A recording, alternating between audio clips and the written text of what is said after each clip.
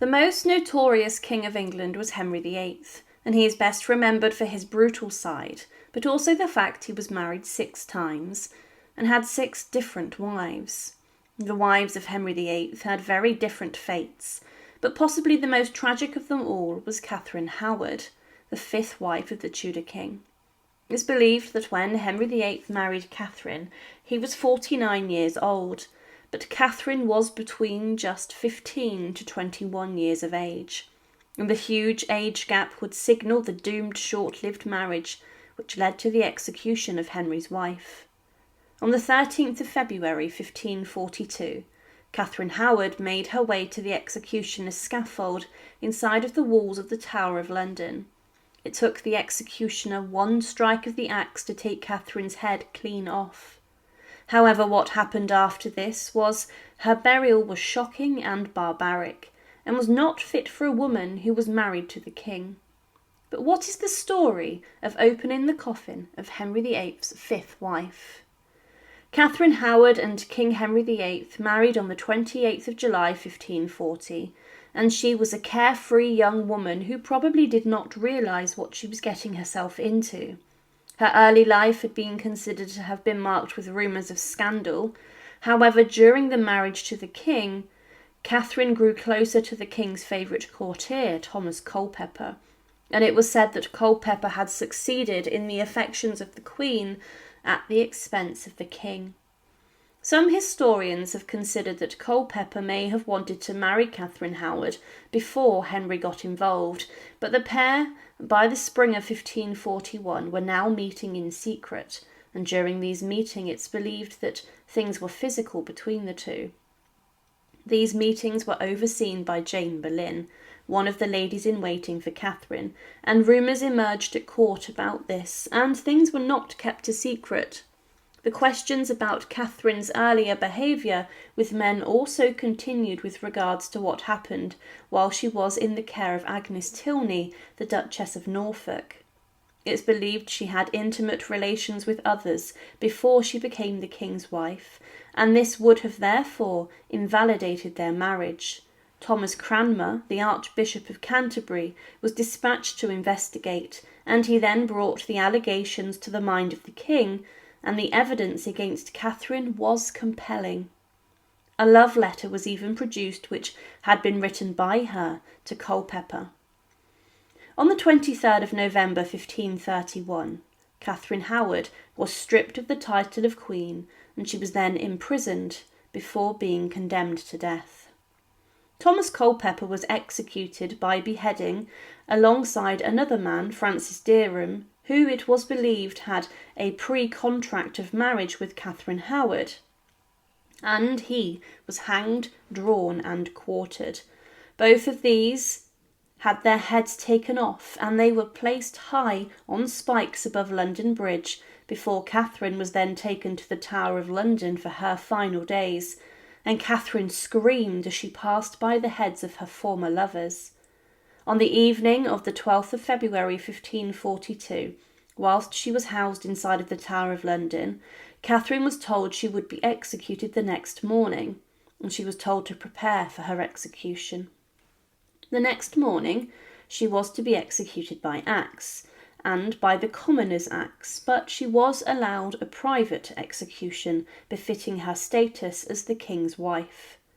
She was said to have had the block brought to her chambers so she could practice late into the night as how to lay her head upon it, so the executioner could perform her death quickly and swiftly without any need for more than one swing. On the morning of the 13th of February 1542, Catherine emerged from her chambers in front of a number of councillors, ambassadors and lords who had been gathered to witness the proceedings, and it was said that she was helped to the scaffold as she was so weak. An eyewitness claimed, "The Queen was so weak that she could hardly speak, but confessed in few words that she had merited 100 deaths for so offending the king, who had so graciously treated her." Another witness said how the Queen had made the most godly and Christian end, and asked all Christian people to take regard under her worthy and just punishment with death, for her offences against God, and heinously from her youth upward in breaking all of his commandments, and also against the king's royal majesty very dangerously. While she was on the scaffold, she apologised for her crimes and then knelt down at the executioner's block in the manner that she had practised in the night. The executioner then stood with his axe, and he swung the weapon down quickly, and in one swift strike Catherine's head was taken clean off. She was not given a swordsman for the job, and she died by the commoner's axe in the way someone could be if they were spared hanging, drawing and quartering for treason. After her death, a number of women, and it's believed ladies-in-waiting to Catherine Howard, or those who had come to care for her on the scaffold, they collected her body and her head and wrapped them in a black cloth.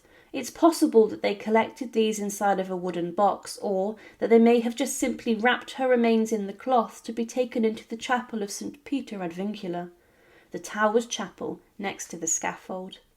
It was here where Anne Boleyn, Henry VIII's second wife, and many other high-ranking Tudor officials were buried, and those also lost their heads on Tower Hill were brought into the Tower's walls to be interred inside of this chapel. But the burial of Catherine Howard was horrific. She was buried by her ladies, but it could have been John Gage, the constable of the Tower of London, who was in charge of the execution and subsequent burial of the prisoner in the Tower's chapel. Anne Boleyn, during her burial, was placed in an oak chest, but this is not known for Catherine Howard, and she may have just been dumped into a shallow grave, with little or no coffin.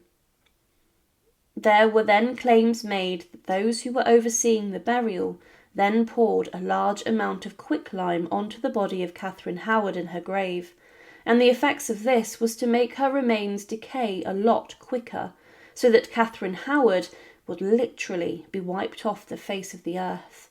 Her remains would have dissolved quickly, and it was a sign of Henry VIII ridding himself of the disastrous fifth wife he had in the form of Catherine Howard.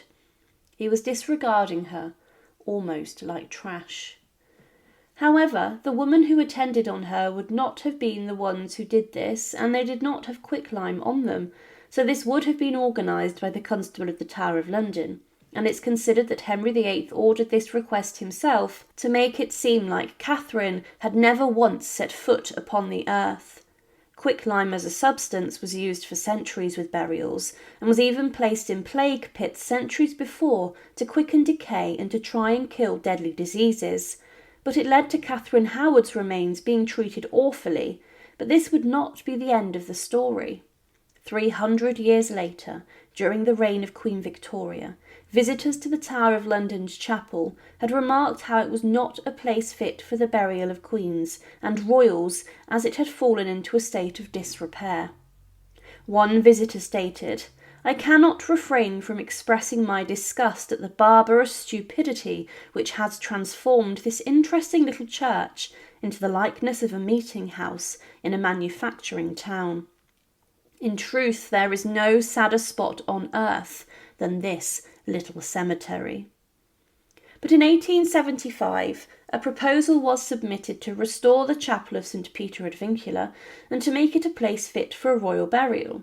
However, during the works, the chapel's floor was removed, and the remains of high-ranking Tudor figures, including Anne Boleyn and others who were executed, were discovered. Queen Victoria then sanctioned the removal of the victims of the Tower of London and also Tower Hill, and she said that the greatest care and reverence should be exercised in this removal, and that a careful record should be kept of every sign of possible identification which might come to light. The workers found Anne Boleyn's remains, and the Queen's doctor came in to look at her remains, and he stated to them that at this depth the bones of a female were found, not lying in the original order, but which had evidently, for some reason or other, been heaped together into a smaller space. All these bones were examined by Dr. Mowat, who had once pronounced those to be of a female between 25 and 30 years of age, of a delicate frame of body, and who had been of slender and perfect proportions. The forehead and lower jaw were small, and especially well formed. However, the search was on to find the remains of Catherine Howard, Henry's fifth wife. It was known for certain that Catherine was buried inside of the chapel, and there were even some questions raised that the body of Anne Boleyn may have even been Catherine. But despite searching as hard as they could, no remains were found that could be tracked back to Catherine Howard. There were many questions as to what had happened to her body and remains, and some theories offer explanation. The first is that the quicklime over the centuries did its job quicker than it was believed, as Henry VIII intended, and Catherine Howard was literally wiped off the earth, with her body being dissolved in the substance. Another belief is that Catherine was so young at the time of her execution that her bones had not yet consolidated and gone hard, and that they decayed quicker than they would have done if she was older. There were 2 skeletons found in a southeast direction near to the wall of the chapel, and the investigators hoped that one of these may be Catherine. One of these was much smaller than the other. However, after analysing the bones, it was discovered that these remains belonged to Jane Boleyn, Lady Rochford, who was executed after Catherine on the same scaffold and was forced to kneel in her blood, and the other skeleton belonged to Margaret Pole, the Countess of Salisbury. These 2 women were both victims of the Tower of London and King Henry VIII. It would have made sense for Catherine Howard to be buried close to Jane Boleyn, as one pit could have been dug for them both. But the remains found were not Catherine's. The only possible remains that could have belonged to the 5th wife of Henry VIII were found close to Margaret Pole, and these were a collection of bones that had been heavily eroded and decayed using lime, which does fit the story. But the story of Henry VIII's 5th wife is a horrific one, and she may have just been a teenager when she lost her head inside the Tower of London at the hands of an axeman.